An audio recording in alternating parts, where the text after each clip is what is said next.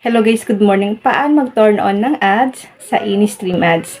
Gamit po ang ating mga Facebook profile or Facebook page. Kung na-monetize na po kayo sa InStream Ads at hindi niyo po alam kung paano po ba ito i-turn on yung mga ads sa mga longer video nyo, ganito lang po ang gagawin natin. Buksan lang po natin ang ating Facebook. Click natin ang profile.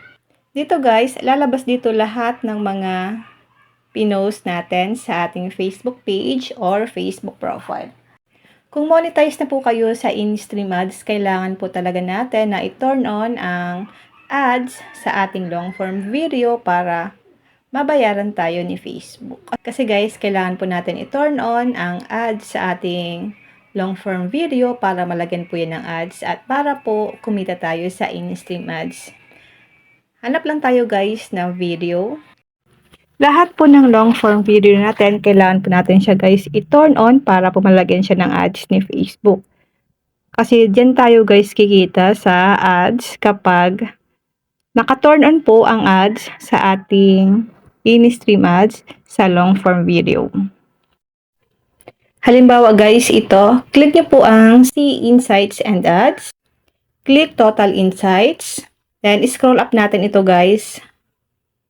Click natin dito ang settings. Ito guys, click natin ito. Kailangan nyo po guys ito i-turn on. Kapag kulay blue na po, naka-turn on na po ang ads sa inyong long form video. Ganun lang po mag-turn on ng ads sa ating video, lalo na po kung monetize na kayo sa InStream Ads. Kasi kung hindi nyo po yan guys, ito turn on, hindi po kayo kikita dyan, lalo na po kung monetize na tayo sa InStream Ads. Gamit po ang ating Facebook profile or Facebook page. Yun lang guys, sana po may natutunan kayo sa aking video. And now, thank you for watching. God bless you all.